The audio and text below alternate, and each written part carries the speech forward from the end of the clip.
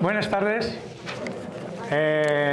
Bueno, pues ya llegamos al Ecuador de este ciclo de conferencias, con esta quinta conferencia de Pedro Jiménez de Castillo, arqueólogo, amigo, compañero y además codirector conmigo del proyecto de las alquerías de Higueruela desde el año 2020.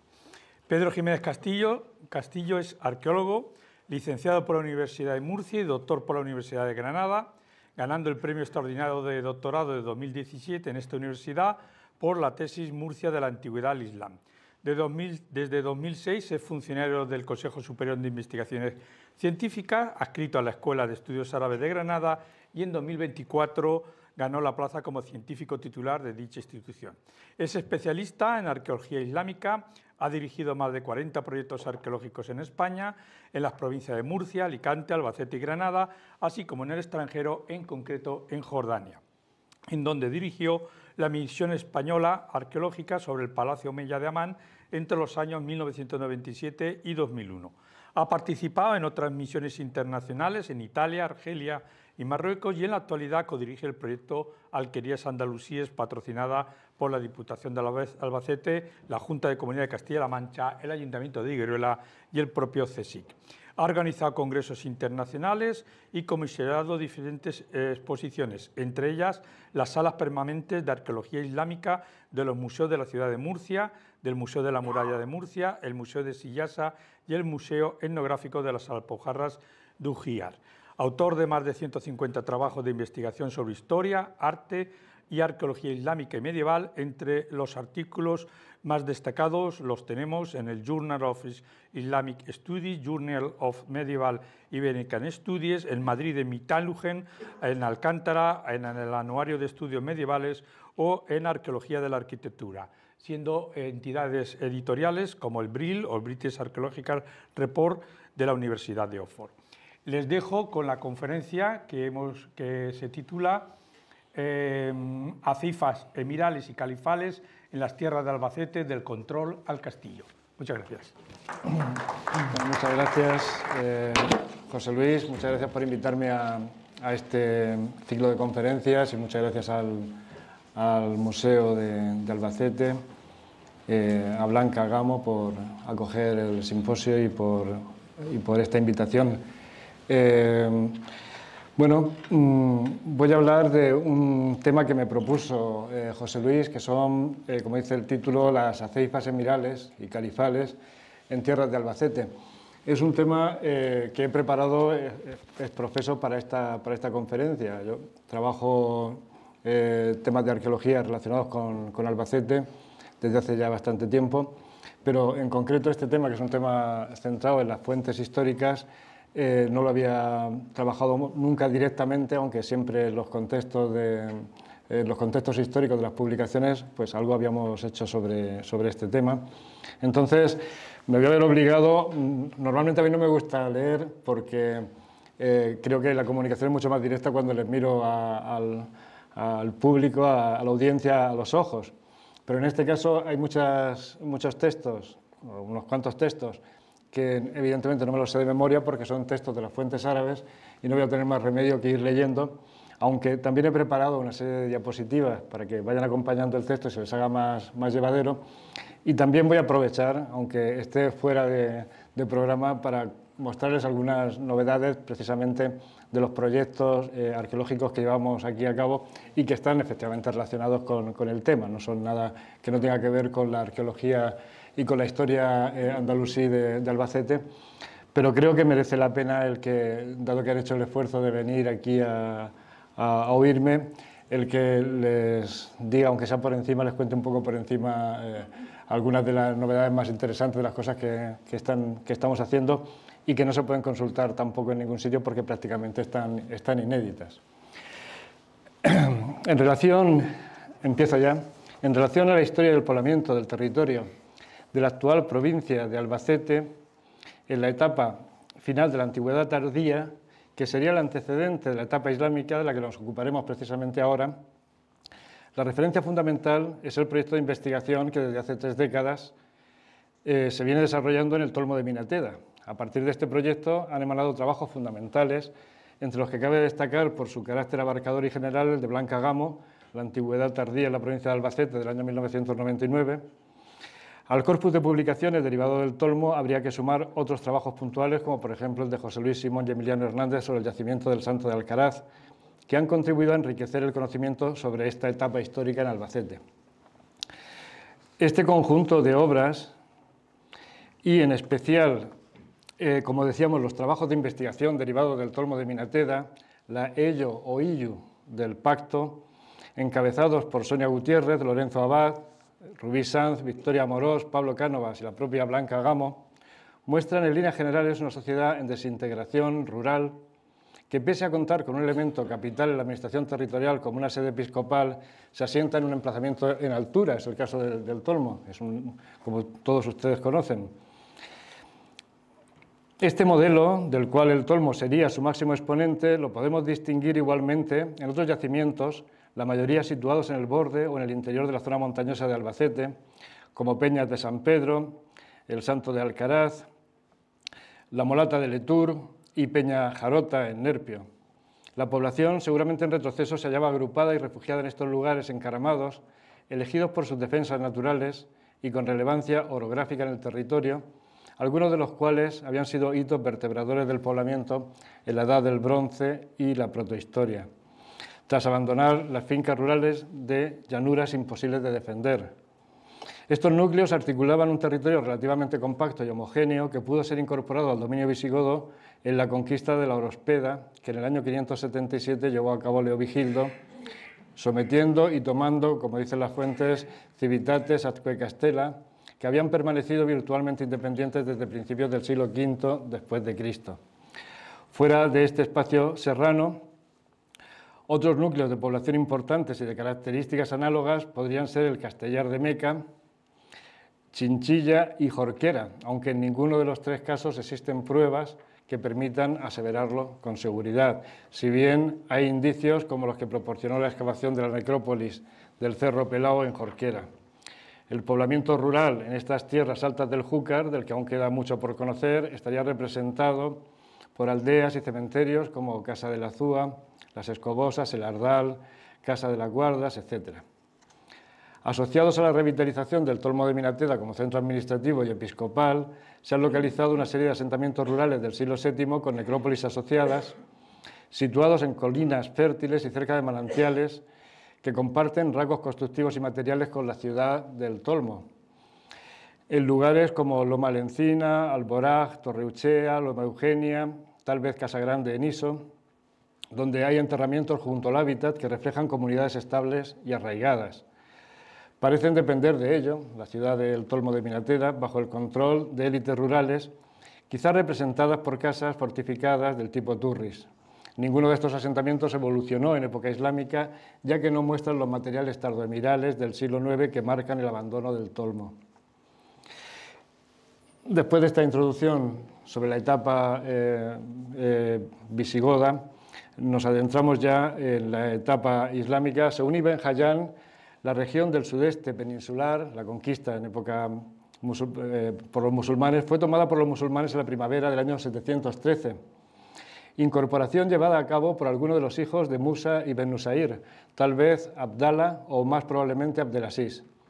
Desde muy temprano los geógrafos árabes denominaron a este territorio como Tutmir, nombre que todas las versiones atribuyen al gobernador visigodo llamado Teodomiro, quien consiguió que los musulmanes se avinieran a unas favorables condiciones de armisticio reflejadas en un documento de sulh.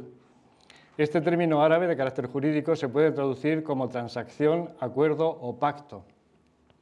Se trata de un contrato mediante el cual las partes, haciendo mutuas concesiones, es decir, abandonando un derecho a cambio de una compensación, evitan un litigio o ponen fin al ya comenzado. Es decir, cuando llegaron las tropas árabes a la región del sureste, estaba gobernada por un gardingo, un personaje importante, un aristócrata visigodo que dependía del Estado, que se llamaba Teodomiro. El reino visigodo había desaparecido por causa de las derrotas militares en las batallas de Guadalete y Écija, y lo que hace este personaje, este gobernador de la región, es pactar con los musulmanes un vasallaje, una rendición que está recogida excepcionalmente en un documento que han reproducido varias fuentes. De manera que es un texto histórico de primer orden, de primera categoría en cuanto a su interés histórico. De este pacto, fechado en abril del 713, se conservan 3 textos que comparten los nombres de 6 ciudades. Lurca, que sería Lorca, Mula, correspondiente al yacimiento del Cerro de Almagra en Mula, Orihuela, Balántala, Lacant, que es Alicante, e Illi, el Tolmo de Minateda, mientras que la séptima es Ils, que corresponde a la Alcudia de Elche, en el texto que transmite Al-Udri, uno de los autores árabes, en Al-Himyari, que es otro de los autores, sería Villena, y en Al-Dabi, otro de los autores, sería Begastri, que está en Cejín, en la provincia de Murcia. A partir del pacto se constituyó la Cura, la provincia de Tudmir, un territorio administrativo cuyos límites no conocemos con seguridad, aunque parece claro que rebasaban los límites del histórico Reino de Murcia, pues hasta la caída del califato incluía a Denia y su territorio, que entonces se extendía hasta el sur de la actual provincia de Valencia. Chinchilla, que incluía Albacete y Balazote, conformaba el límite norte de esta Cura, de esta provincia, mientras que por el oeste limitaba con el término de Segura de la Sierra, pero incluía Huéscar, en la actual provincia de Granada, por el sur. Finalmente también comprendía los partidos de Vélez Rubio, Huercalovera, Cuevas de Almanzora y Vera. En el momento de configurarse la Cora de Tudmir, las tierras albaceteñas constituían un área marginal respecto a los principales núcleos de población citados en el pacto. La arqueología y la escasa documentación escrita permiten afirmar que la población más destacada en la comarca inmediatamente después de la conquista siguió siendo, al igual que en la antigüedad tardía, la emplazada en el Tolmo de Minateda, seguramente, como decíamos, la Illu del Pacto de Teodomiro, esa ciudad de Illu que se menciona en este documento, llamada Madinat Illu a partir de entonces, que pervivió durante 200 años tras la llegada de los musulmanes hasta su abandono definitivo a finales del siglo IX. En los últimos años del siglo VIII, la Cora de Tudmir fue escenario de episodios de agitación vinculados a las luchas internas del Emirato. Aquí es donde entro precisamente en el tema, en el título de la conferencia, que son las aceifas, las incursiones practicadas precisamente por el Estado omeya para someter, para controlar esta provincia. Había quedado, como hemos dicho, constituido como una provincia dependiente de Córdoba, era la provincia de Tudmir, pero una provincia en la que se sucedían los conflictos entre árabes de diferentes tribus, entre árabes que habían llegado antes y otros que habían llegado después, los que se llamaban los baladíes y los yundíes, entre bereberes y árabes, entre la población de origen hispano-visigodo y los recién llegados, es decir, era una región en donde continuamente el Estado tenía que enviar ejércitos, tenía que enviar tropas para someterlos. Son estas las aceifas de las que voy a leer algunas crónicas.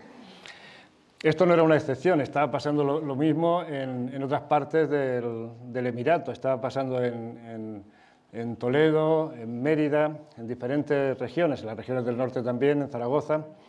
De manera que cuando oímos que en verano las tropas cordobesas salían de Córdoba a atacar a los reinos cristianos, en general lo que nos cuentan las crónicas es que antes de llegar a la frontera con los cristianos, primero pasaban por las provincias musulmanas para someter precisamente a las poblaciones que había, que en muchos de los casos estaban en guerras internas, se enfrentaban al Emirato, no pagaban los impuestos, etc.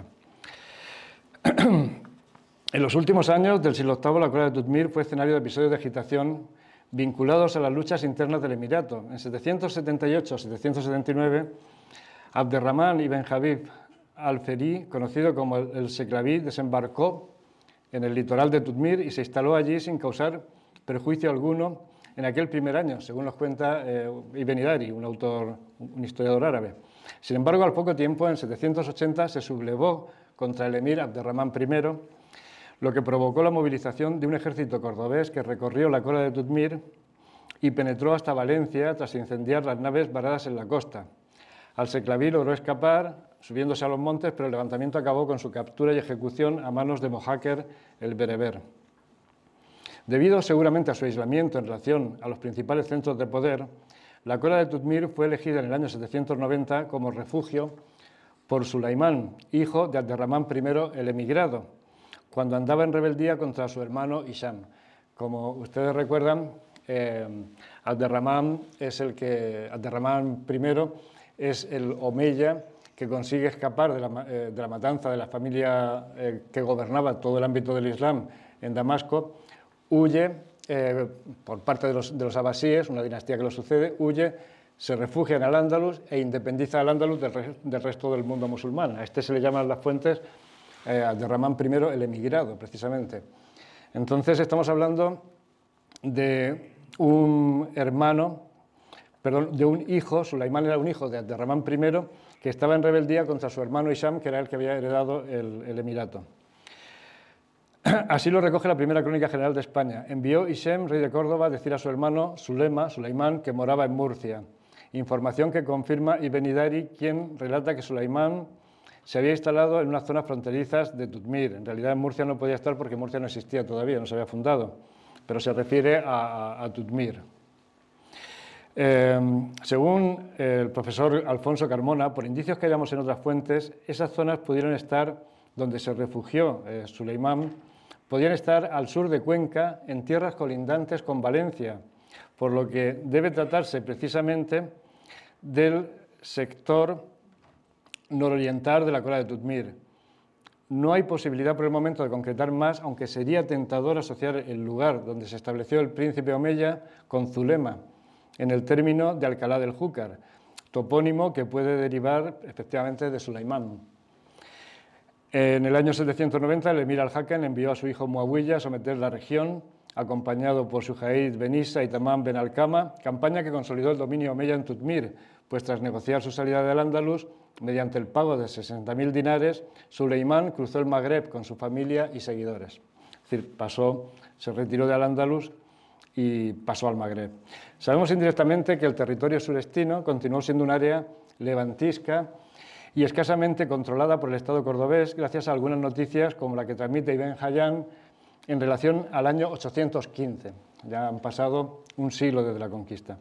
Durante el emirato de Al-Hakam I, cuando dice Ibn Hayyan: en ese año lanzó el emir Al-Hakam una devastadora incursión contra los toledanos, aparentando dirigirse contra la Cora de Tutmir, que fue la que sirvió de pretexto para sus preparativos. Partiendo con el ejército, siguió su camino, hizo alto en ella y aparentó combatir algunas de las fortalezas de rebeldes locales. Seguimos avanzando unos pocos años y en el año 822, es decir, 7 años después de este episodio que hemos contado, Tutmir estuvo involucrado en un grave intento de secesión protagonizado por un hijo de Abderramán I el emigrado, que era hermano, por tanto, del segundo emir de Hisham y tío abuelo de Abderramán II, que era el que estaba gobernando. Este hijo de Abderramán I del emigrado se llamaba Abdallah ben Abderramán y de sobrenombre le llamaban el Valenciano, porque de hecho se había hecho con el control de Valencia, en donde gobernaba como soberano independiente. Solo un golpe de suerte impidió una guerra civil y la presumible segregación del Sharq al-Ándalus. El Sharq al-Ándalus es el oriente del Ándalus, es la zona de lo que ahora es la Comunidad Valenciana, provincia de Albacete, Cuenca, también Murcia, etc. El este del Ándalus es lo que llaman las fuentes del Sharq al-Ándalus. Y fue así porque cuando estaba a punto de segregarse, de consolidar la independencia del Sharq al-Ándalus del resto del Estado, tuvo un ataque de apoplejía y al tiempo falleció. Dice Ibn Hayyan, el historiador árabe: en el año 822, cuando llegó el acta de jura del emir Abderramán ben al-Hakam, es decir, Abderramán II, mandó un acta para que los clientes, los aristócratas, la gente poderosa, lo reconociera como emir. Entonces, este Abdallah ben Abderramán, que era su tío abuelo, conocido como el Valenciano, residente en Valencia, pospuso el cumplimentarla remoloneando y escribió a Abderramán con arrogancia, enumerando sus derechos ante él, su padre y abuelo anteriormente, pidiéndole agregar a la corona de Tutmir y le cediese sus rentas y describiendo los muchos gastos de familia y prole que no podía atender según le obligaba su hombría de bien. A continuación, avanzó desde su distrito Valencia hacia la corona de Tutmir, que reclamaba ocupándola, haciéndose con ella y declarando abiertamente su rebeldía. Es decir, al-Seclaví, este valenciano, al-Balansí, sale de Valencia, que ya la controlaba, y ocupa la provincia de Tutmir. A ellos fueron engañosamente atraídos los parientes que le rodeaban, a los que se le sumó gran muchedumbre que acampó con él a las puertas de Tutmir. El viernes, a la hora de la oración del mediodía, fue a la mezquita Al-Jama de Tutmir y se encargó del sermón a la gente en tono recordatorio y exhortatorio, pues era un hábil orador. Al llegar a la pausa del sermón, dijo: Dios mío, si soy más merecedor del mando por el que me he levantado que Abderramán ben al-Hakam, nieto de mi hermano, ayúdame y dame la victoria contra él. Y si lo merece el más que yo, que soy hermano de su abuelo, ayúdalo contra mí. Y toda la gente dijo amén en voz alta. No había acabado de hablar cuando sufrió una apoplejía y cayó al suelo paralizado. Abdalá tuvo altibajos en aquella enfermedad que siguió agravándose hasta que finalmente se fue a Valencia y allí murió. Es decir, que fue un golpe de suerte el que no se segregara el Sharq al-Ándalus, porque tuvo este ataque precisamente cuando había dicho al salir de la oración del viernes que Dios hiciera alguna señal para probar que él era el que tenía derecho, y lo que tuvo fue un ataque, exactamente. A pesar de la desaparición del tío abuelo rebelde, los graves disturbios, cuando no abiertas rebeliones contra el poder omeya, no cesaban en Tutmir, y el mismo año en que aconteció el intento de secesión del valenciano, sucedió otra grave revuelta que esta vez sí tuvo consecuencias duraderas. Según Ibn Hayyan, volvemos al historiador Ibn Hayyan, que es un historiador que, bueno, es un enciclopedista, recoge muchas historias de otros historiadores anteriores. En el año 822 se encendió en Tutmir la contienda entre yemeníes y mudaríes. Los yemeníes son los árabes del sur, los mudaríes los árabes del norte, los árabes de Siria, que fue grave y terrible y duró 7 años. El emir Abderramán les envió ese mismo año en expedición a Yahya ben Abdallah ben Khalid con el nombramiento de Valí, pero no lo acataron. Comenzaron entonces a mandarle alcaides con tropas una vez tras otra porque se separaban, pero tan pronto regresaban estas, se reagrupaban y guerreaban hasta cansar y frustrar a Yahya, es decir, que no paraban de guerrear entre ellos y no había manera de someterlos.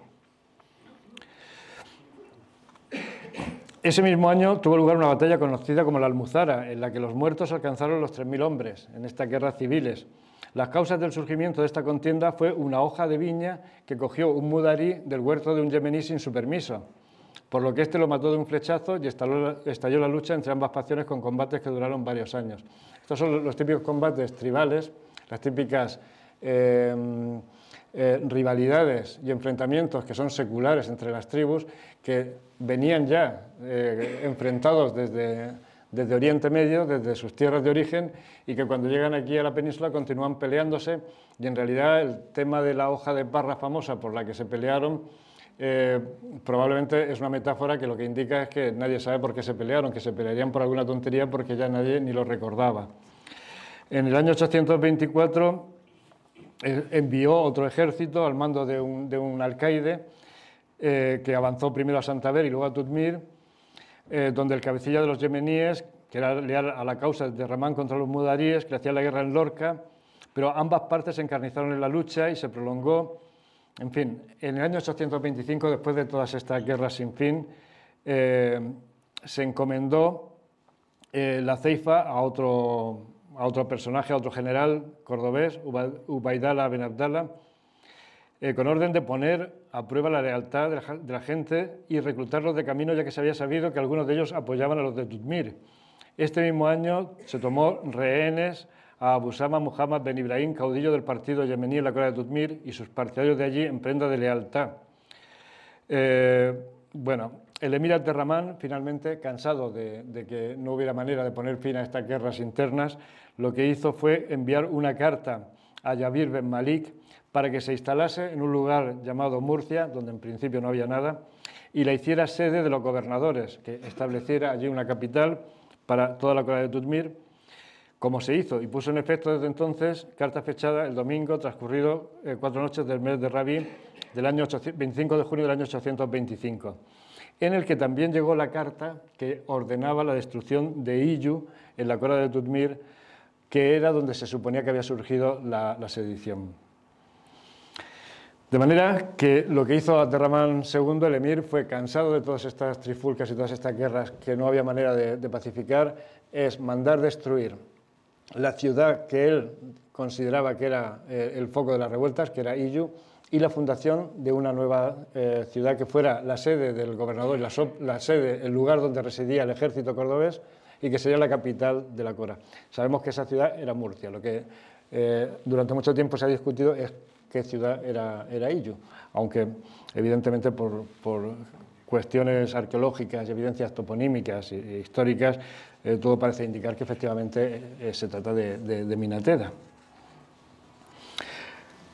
Lo que ocurre es que, como veremos, efectivamente la destrucción no se llevó a cabo, no fue total en ese momento, porque Minateda pervivió, la población de Minateda pervivió unas cuantas décadas hasta final de ese siglo. Esto que ven aquí en la imagen precisamente es la vista de Murcia, como sería aproximadamente el momento ya en el siglo XIII, es decir, varios siglos después de la fundación. Ya es una ciudad que es la ciudad que vieron los castellanos cuando llegaron y la conquistaron en 1243, con una medina, con un alcázar aquí, un arrabal junto al río. Es una ciudad que recuerda un poco la organización y la disposición a Córdoba, lo cual es lógico porque los que la fundaron cordobeses. Entonces su imagen mental de cómo tenía que ser una ciudad pues era Córdoba. Para eso ellos eran de allí. Entonces, pues en vez del Guadalquivir, el Segura, el Alcázar y la mezquita al lado del puente, en fin.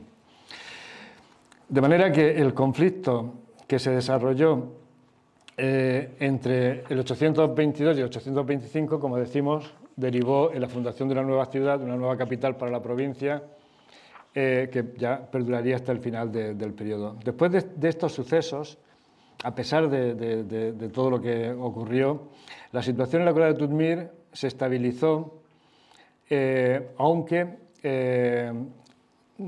la inestabilidad debió persistir de alguna manera, porque tenemos referencias todavía en el año 841 en que el emir Abderramán II, dice el Mustavis de Ibn Hayyan, llevó la ceifa contra el país de los francos, atravesaron la sierra y se metieron en el llano. Los francos son los cristianos. En el llano, avanzando lejos y golpeando reciamente, pues tras devastar Tutmir, conquistaron Ausona y Tartana. Es decir, que todavía en el 840, 15 años después de la fundación de Murcia, la destrucción de Iyu y demás, todavía seguían habiendo estas sediciones.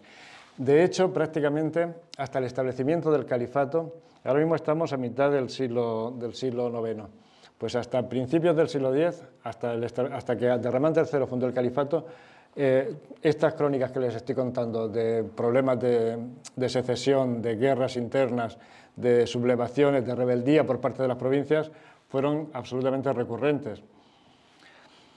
A final del siglo IX se rebeló, estos ya son los últimos coletazos, se rebeló en Tutmir Daysán Ben Ishaq, en el marco de una serie de levantamientos generalizados protagonizados por los cristianos conversos al Islam o muladíes.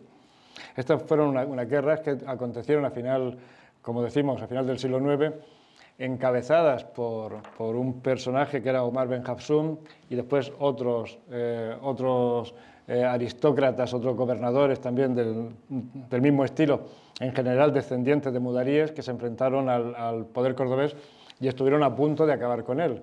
Pero finalmente, como decía, Abderramán III consiguió derrotarlos después de muchas vicisitudes. Según cuenta Ibn Hidari, que en tiempos del emir Abdalá se sublevó Daysán Ben Ishaq y se apoderó de las dos ciudades, Lorca y Murcia, con lo que está junto a ellas, es decir, con las tierras que estaban junto a ellas, de la Cora de Tutmir, y era amado de las clases de las gentes, amigo de sus súbditos, liberal, a cuya generosidad acudían los distinguidos entre los poetas y literatos, es decir, que tenía prácticamente un gobierno independiente este Daysán Ben Ishaq. Emilio Molina, destaca el esplendor económico del Estado creado por D'Eyssam, en el que llegó a organizar una auténtica administración, acuñó moneda propia, equipó un ejército conformado mayoritariamente por mercenarios y sostuvo una corte en la que acogió a poetas y literatos. Al parecer, buena parte de los recursos que le permitieron emitir el numerario necesario para tan cuantiosos gastos procedían de las minas de plata nativa y plomo argentífero de las sierras de la costa surestina, la parte de Almería, la Sierra Almagrera y demás. La naturaleza de la revuelta parece indicar, según Guichard, que en esta región aún predominaba la población indígena frente a la árabe o bereber, es decir, quienes apoyaban a estos rebeldes ya a final del siglo IX, según Guichard, parece que podía ser población de origen hispano-visigodo.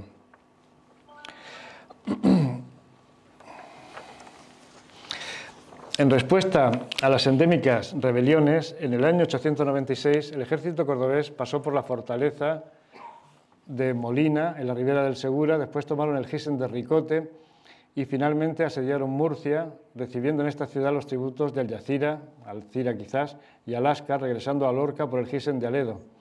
Posteriormente los ejércitos emirales aplastaron de nuevo el foco de rebelión tomando Callosa y Alicante.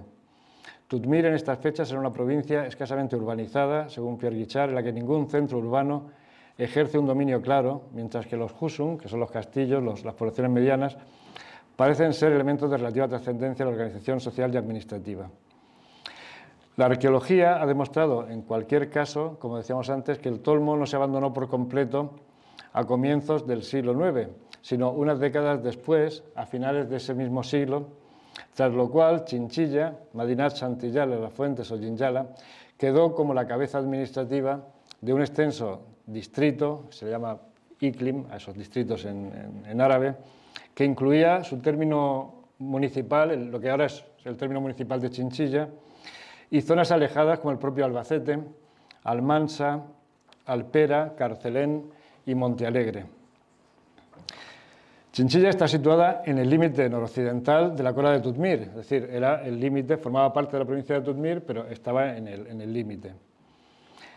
Parece que se ha identificado tradicionalmente con una ciudad romana, que conocemos por las fuentes, que se llamaba Saltigui, que era una mansio situada, al parecer, en el Pozo de la Peña, en un importante cruce de vías, aunque esta localización ha sido discutida. Hallazgos arqueológicos, cerámicas ibéricas y áticas, apoyan la hipótesis de que en el cerro de San Blas existió un oppidum ibérico y posteriormente la Saltigui romana, pese a las alteraciones medievales y modernas que dificultan la identificación de restos. Aunque no aparece citada en el Pacto de Tutmir, como hemos visto, es posible que existiera un pequeño núcleo en la antigüedad tardía. Las fuentes árabes mencionan Chinchilla desde el siglo XI. Es decir, que a partir del siglo XI, por lo menos, y también conocemos personajes que nacieron en Chinchilla en el siglo X y que aparecen ya citados en las fuentes árabes. Las mencionan autores árabes como Ibn al-Faradi, Ibn Hayyan, como hemos visto, al-Udri y el geógrafo al-Idrisi. Al-Idrisi nos deja una descripción de Chinchilla que dice lo siguiente. Al-Idrisi es un geógrafo, es de Ceuta, y trabajó para Rogelio II, que era el rey de Sicilia. Entonces, dice al-Idrisi, este geógrafo, va describiendo las rutas. De Murcia a Chinchilla hay 50 millas. La ciudad de Chinchilla es una ciudad mediana. Su fortaleza es inexpugnable, de gran superficie y robusta. Posee fincas aristocráticas y arboledas y un excelente castillo. En ella se fabrican tapices de lana que no se pueden elaborar del mismo modo en otra parte, debido a lo favorables que son el agua y el aire en esta ciudad. Y luego dice una referencia muy curiosa, dice, sus mujeres tienen una belleza y una sensatez insuperables. Yo deduzco de esto que probablemente Idrisi estaba casado con una chinchillana. O que pasó por Chinchilla y conoció a las chinchillanas en sus viajes, porque es una referencia desde luego curiosísima. Y no es que diga esto de todos los lugares, lo dice de las chinchillanas y no lo vuelve a decir.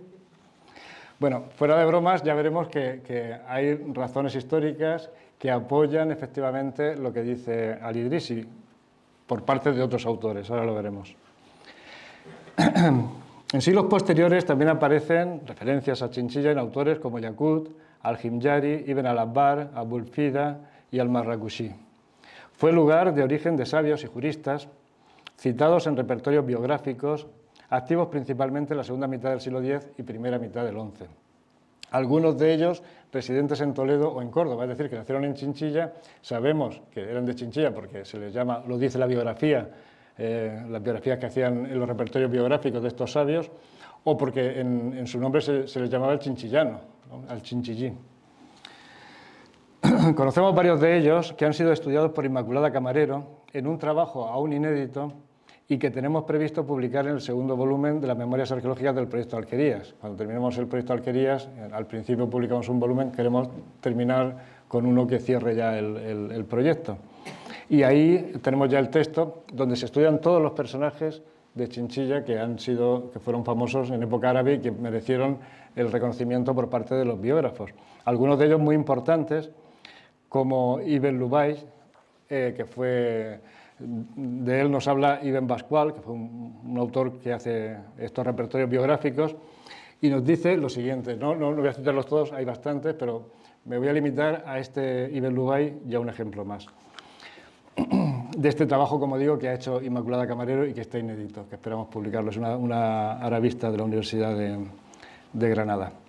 Dice, Abdallah ibn Saad ibn Lubaj al-Umawi al-Santillili, es decir, el chinchillano, al-Tawil, al-Jarrar. Vivió en la Meca, que Dios le honre, residió en Córdoba, así como en otros lugares. De Kuni Abu Muhammad fue discípulo en Córdoba antes de su viaje de Abu Muhammad ibn Badri y de Abu Udmar al-Talamanquí. Partió hacia Oriente en el año 1001. Fue discípulo en la Meca de Abul Qasim al-Sakati, de Abul Hasan Ahmad ibn Fitnaz al-Askasi, de Abul Hasan Ahmad ibn Yahdam y de Abu Dar Said ibn Ahmad al-Harawi. Hafiz, con quien se especializó. Encontró allí también con Abu Said al-Said, de quien escribió la obra Al-Sahih, el auténtico de Muslim, y con Abu Said al-Wazid, autor del Saraf al-Mustafa. Dios le bendiga y le conceda la paz. En fin, era un tradicionista, un personaje que había destacado como jurista y como polígrafo. Pero quisiera destacar junto con este Ibn Lubaj a su hija.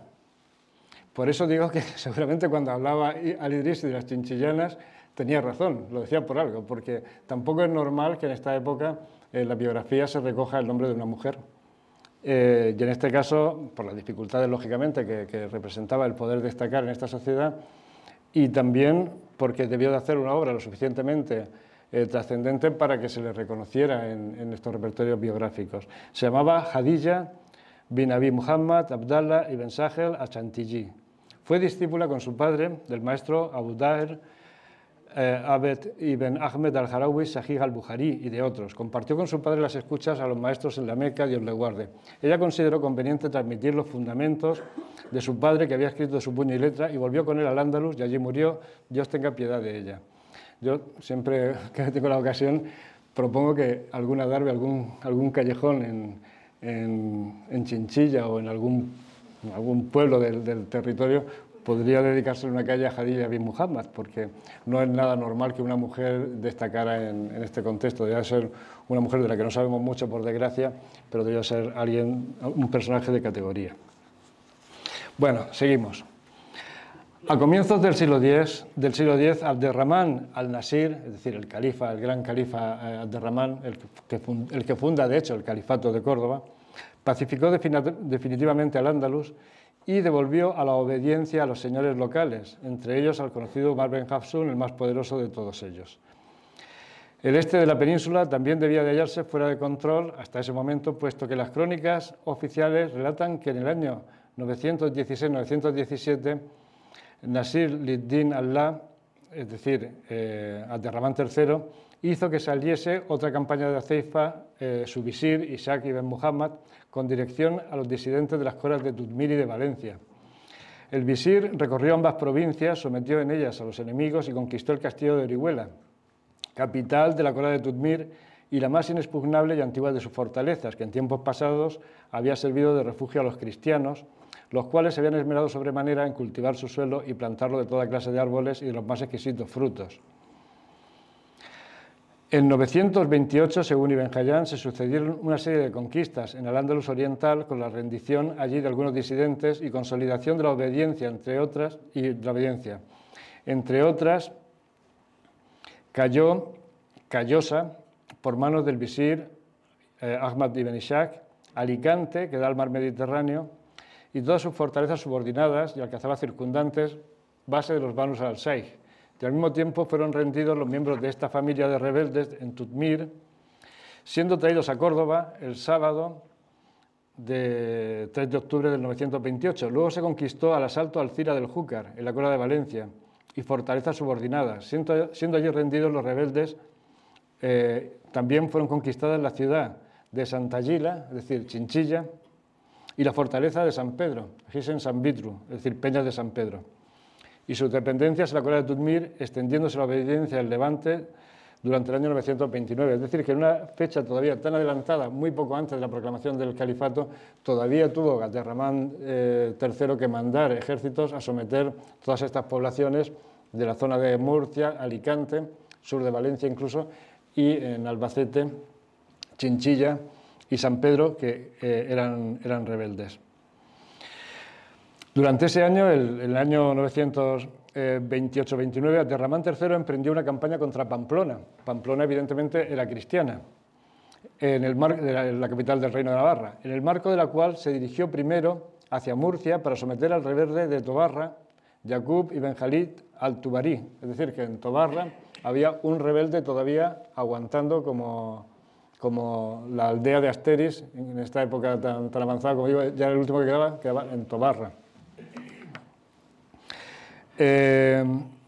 Al parecer un muladí como de San Ben Ishaq, es decir, era un cristiano que se había convertido al Islam, es un muladí, que actuaba por una parte de las tierras nororientales albaceteñas, controlando Chinchilla y Peñas de San Pedro.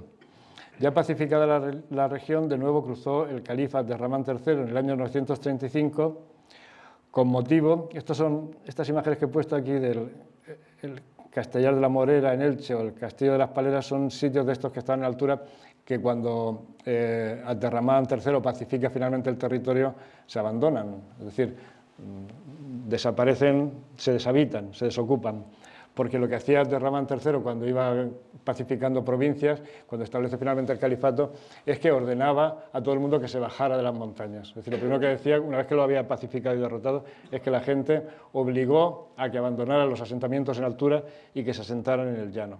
Las crónicas decían que se asienten en el llano como en la comunidad de los musulmanes, que se dejen de alturas. Entonces, todos estos yacimientos que estoy poniendo son yacimientos que se abandonan en ese momento.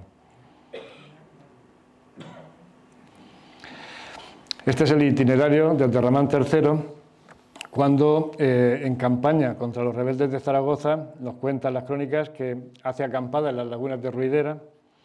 Dice la crónica, dice, en las lagunas de Ruidera, final, que era el final de la Cora de Jaén, de la provincia de Jaén. Y desde allí va a Balazote, en la Cora de Tutmir, a Chinchilla, a Cántaras Turrus, en el Júcar, ya en la Cora de Valencia. La caída del califato omeya de Córdoba, este es Puente Torres.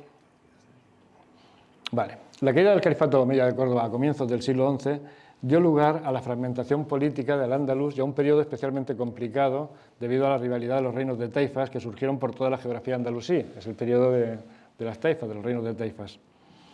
A pesar de las dificultades derivadas de esta situación, inseguridad, altos tributos para satisfacer las pares y multiplicación de los aparatos del Estado, también parece haber sido una fase de esplendor económico y social que se debe enmarcar en la revolución económica que tuvo entonces lugar entre la mayor parte de la Europa continental y mediterránea.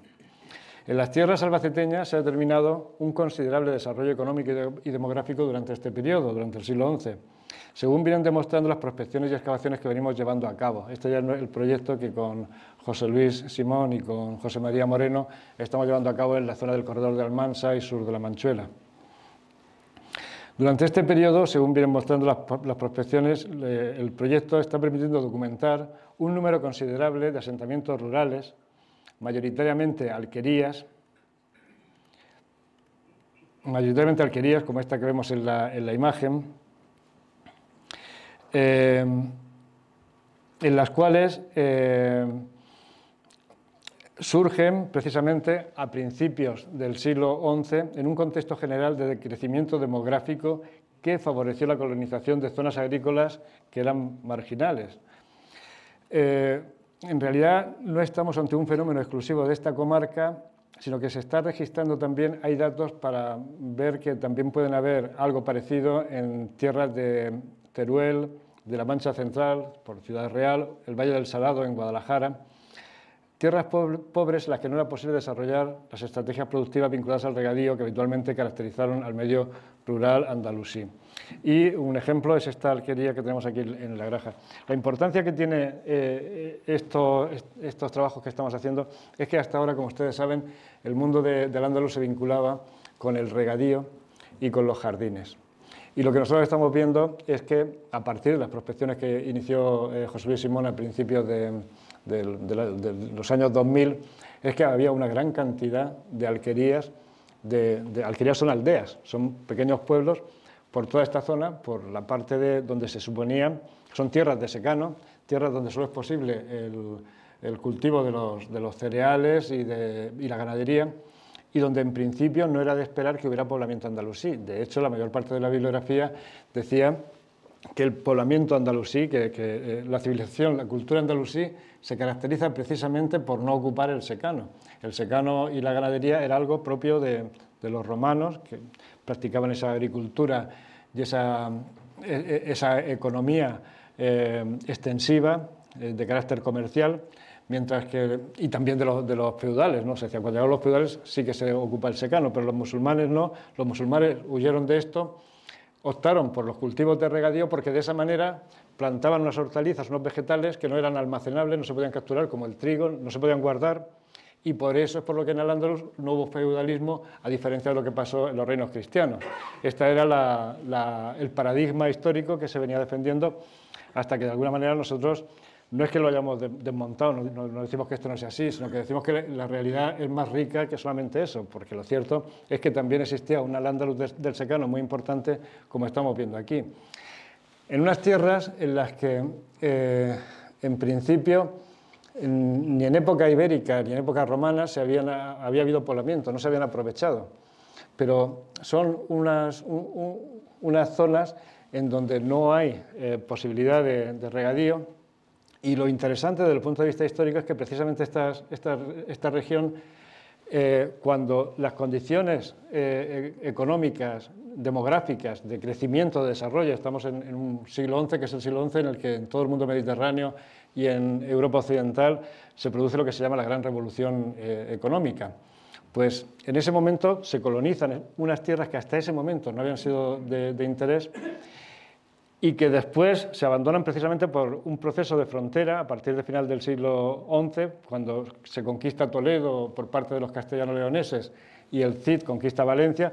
Hay un periodo de dificultades políticas, de inseguridad, que hace que todas estas alquerías, como esta que ven aquí en la foto, que no tiene, bueno, esto es una reconstrucción, que no tenían murallas, estaban expuestas, pues la inseguridad, la posibilidad de que, en este caso las aceifas, los ataques, las racias por parte de los cristianos, obligan a que se abandonen todas estas alquerías y se concentren en las poblaciones que después muchas de ellas son las que han pervivido, llegaron a la época de la conquista y han pervivido después, como la propia Chinchilla, como Almansa, como Carcelén, etcétera, donde la población, como digo, se concentró al pie de un castillo. Es decir, el típico poblamiento que conocemos del pueblo en una ladera y el castillo arriba, donde en caso de peligro puede refugiarse rápidamente, es a partir del final del siglo XI por esta dinámica de frontera.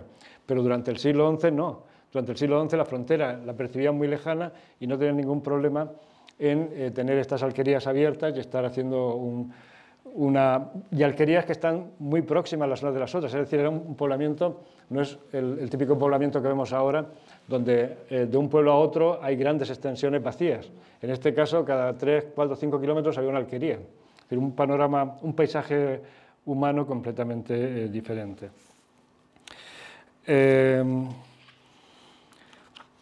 Decía que, bueno, no es, esta es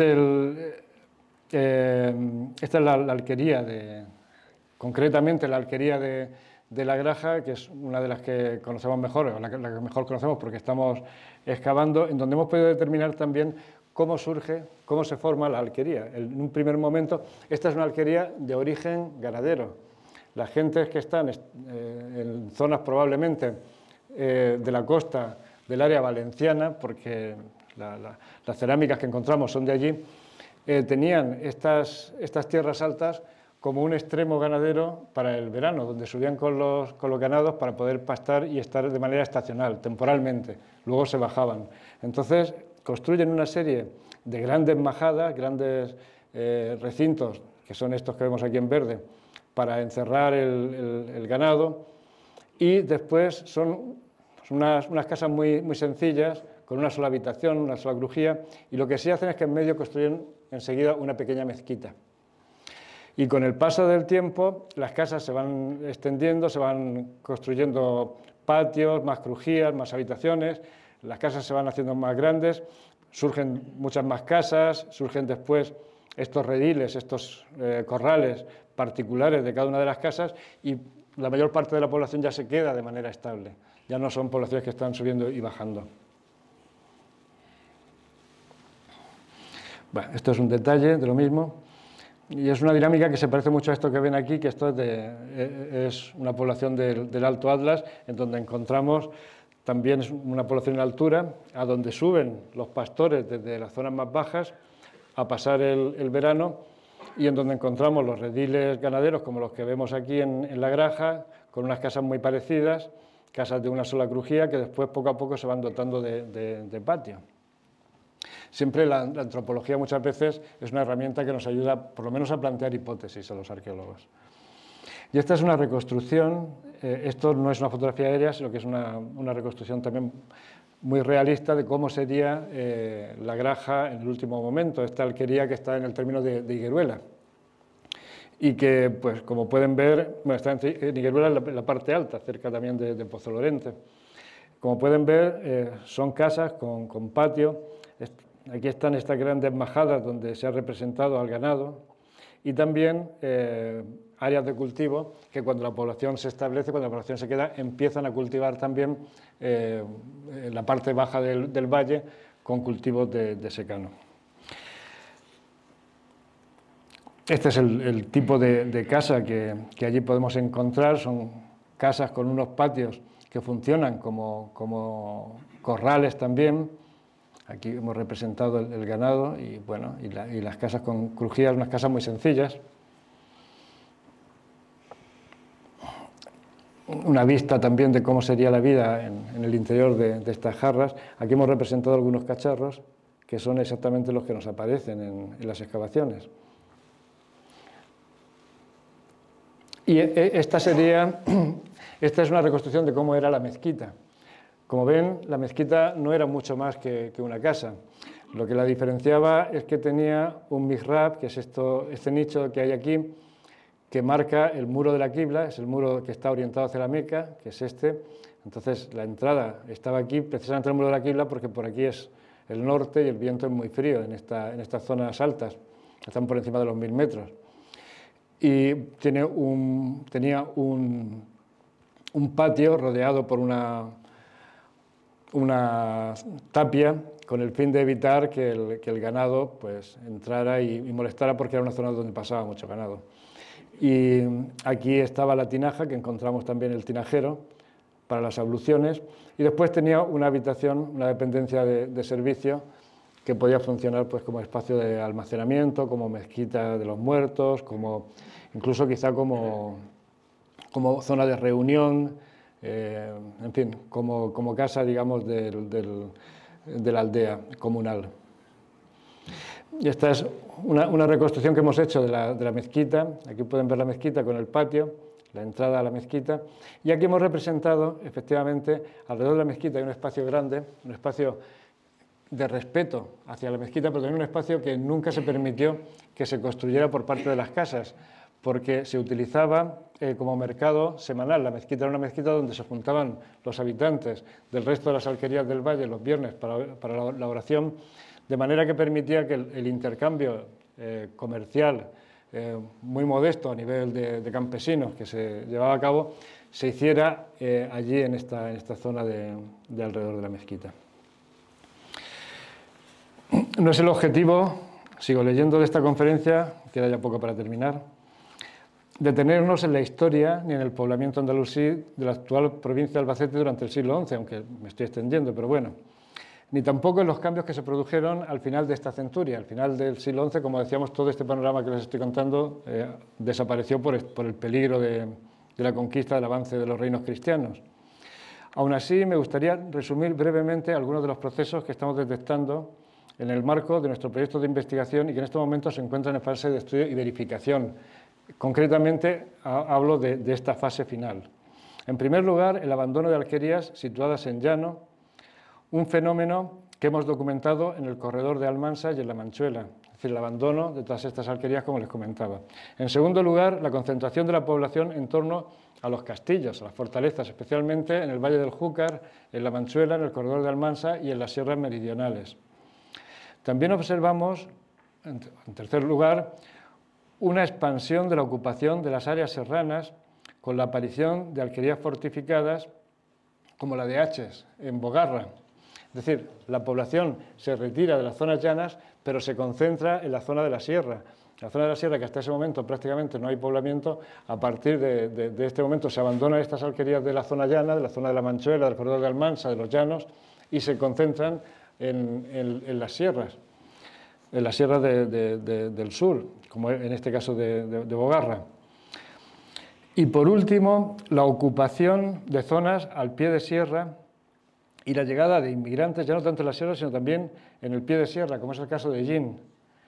La llegada de inmigrantes musulmanes procedentes de la Marca Media, algo que hemos podido identificar en la comarca de Jin, concretamente en Iso, gracias al hallazgo de ollas con escotadura, que es un tipo característico del Valle de Lenares y la Marca Media, que a partir de comienzos del siglo XII comienzan a fabricarse en esta comarca meridional de Albacete. Siempre estamos hablando, los arqueólogos y los historiadores, de que, claro, cuando se van conquistando las tierras del Andalus por parte de los reinos cristianos, esas poblaciones, esos musulmanes de allí, se bajarían para acá, y que eso daría lugar a que crecieran las ciudades y que daría lugar a un desarrollo urbanístico y económico. Pero siempre lo suponemos, pero no tenemos nunca, prácticamente nunca tenemos la prueba que nos lo indique, ¿no? Y en este caso, en estas últimas semanas, hemos podido empezar probablemente, falta todavía confirmarlo por completo, pero probablemente tengamos por primera vez pruebas arqueológicas, como decimos, de población que se traslada de la zona del Tajo, del Valle de Lenares, y que se establecen en la zona de Jin. En el verano del año 1172, el califa almohade Abu Yaqub Yusuf I, emprendió una gran expedición militar por las tierras fronterizas del oriente andalusí. Han pasado ya 2 siglos y casi 4 décadas desde que Abderramán III recorriera ese mismo territorio en la campaña que antes hemos comentado. Conocemos la expedición del almohade, del califa almohade, en 1172, gracias a su cronista Ibn Sahib al-Sala, quien participó personalmente en ella y la describió en su obra. Su relato tiene el valor de un testimonio directo y oficial. Según Ibn Sahib al-Sala, los objetivos eran reducir los últimos territorios de los almorávides, someter las posesiones del rey lobo, que el rey lobo, Ibn Mardanis, era el señor de estas tierras, recuperar los castillos entregados a los castellanos como Vilches y Alcaraz y asegurar la frontera central. El ejército partió de Sevilla, que era la capital del Andalus para los almohades, contaba con unos 45.000 hombres y un tren de bagajes que, según las crónicas, se extendía entre la vanguardia y la retaguardia a lo largo de 20 millas. Tras sitiar y tomar el Gisen de Bali, la actual Vilchez, en Jaén, la columna central penetró en tierras albaceteñas por Turruchel y Villapalacios hasta alcanzar Alcaraz. Allí, tras un breve asedio, la guarnición cristiana capituló, dejando el mando a manos del antiguo aliado de Ibn Mardanis. Los almohades dejaron el mando a cargo de Ibrahim Ibn Jamús, el señor de Segura de la Sierra, que era originario de Socobos. El ejército avanzó luego hasta Algudur, en el mismo lugar donde había acampado Abderramán III 2 siglos antes, identificado con los ojos de Villaverde. Más tarde, el califa llegó a Balat al-Sug, Balazote, junto a las llanuras de Madinat Jinjila, de Chinchilla, hasta un lugar conocido como Al-Gudur, en la cabecera del Wadi Anna, el río Guadiana, que corre hacia Batalhaús, Mértola y Bella, es decir, Badajoz, Mértola y Bella en Portugal. Allí acampó el domingo y permaneció hasta el mediodía del lunes, cuando la gente se proveyó de agua hasta la llanura de Albasit, de Albacete. Desde la llanura albaceteña, el ejército, a partir del siglo XII, empieza a ser mencionado Albacete. Desde la llanura albaceteña, el ejército se dirigió hacia Wadi Yashirat Suker, el río Júcar, donde descansaron y se proveyeron de agua para los hombres, los animales y las bestias de carga. Ibn Sahib al-Sala relata que el jueves siguiente el califa ordenó a su hermano Abu Said, el ilustre señor hijo del califa, que avanzara con una fuerza escogida de almohades, árabes, soldados profesionales, peones, arqueros y 12.000 jinetes para devastar las comarcas cercanas a Wabda, que es Huete. La narración, como hemos visto, nos permite reconstruir con bastante precisión la ruta seguida desde Alcaraz y Balazote, pasando por las vegas de la Roda y la Jineta. El ejército marchó paralelo al curso del Júcar sin llegar a cruzarlo hasta alcanzar March Yamal, identificado con la actual Garcimuñoz, donde se situaba un enclave fortificado que servía de acceso natural hacia Huete y Cuenca. Tras esta campaña contra Huete y la posterior toma de Cuenca, el califa emprendió el regreso por los pasos de Requena y Alcaudete de las Fuentes, atravesando los mismos caminos que un siglo más tarde recorrería el infante Pedro de Aragón camino de Toledo. El trayecto, según las crónicas, fue extremadamente duro. El ejército, sin apenas víveres ni agua, llegó exhausto a Buñol, donde gran parte de las tropas fue licenciada y el resto reabastecido antes de continuar hacia Villena, Elche y Murcia. En la capital murciana, en Murcia, Yusuf I, el califa, reorganizó la administración fronteriza. Según Ibn Sahib al-Sala, dejó a Abu Uthman ibn Musa el Caid en el mando del castillo de Chinchilla y de su frontera, y confirmó a cuantos consideró dignos entre los caídes, colmándolos de bienes y favores, hasta hacerles olvidar lo que tenían antes con su emir. Es decir, los alcaides del rey Lobo fueron confirmados por su enemigo una vez que el rey Lobo había sido derrotado, entre ellos el alcaide de Chinchilla. Esta campaña, más allá de su resultado militar, demuestra la plena integración de las tierras de Albacete y Murcia en la estrategia política y defensiva del califa almohade. En definitiva, y ahora ya sí que termino, la historia del territorio que hoy ocupa la provincia de Albacete nos ofrece un ejemplo excepcional de cómo la geografía, la política y la economía se entrelazan para configurar el poblamiento y la organización social. Desde su temprana incorporación al Estado Islámico, gracias al singular pacto de Teodomiro, Tutmir mostró siempre un carácter excéntrico y en cierto modo marginal, una región apenas controlada de manera efectiva por el poder omeya, en la que las expediciones militares de sometimiento fueron recurrentes. Al mismo tiempo, su posición como zona de paso entre el interior peninsular, especialmente la rica Bética, donde se hallaba Córdoba, las montañas del Levante valenciano y la costa de Tutmir, convirtió a estas tierras en un escenario habitual de movimientos de rebeldes y flujos de población a lo largo del tiempo. No obstante, esta aparente marginalidad no debe confundirse con aislamiento. La comarca albaceteña, con su orografía esteparia y sus posibilidades agrícolas, desempeña un papel crucial en la comprensión de los procesos de colonización de nuevas tierras durante la revolución económica del siglo XI, como está evidenciando el proyecto Alquerías. Así, la historia de estos territorios nos enseña que los espacios periféricos no solo fueron escenarios de conflicto o refugio, sino también laboratorios de adaptación, innovación y reorganización social, cuya memoria persiste en el paisaje y en los restos arqueológicos que seguimos descubriendo y estudiando. Muchas gracias por haberme atendido y ha sido un placer para mí.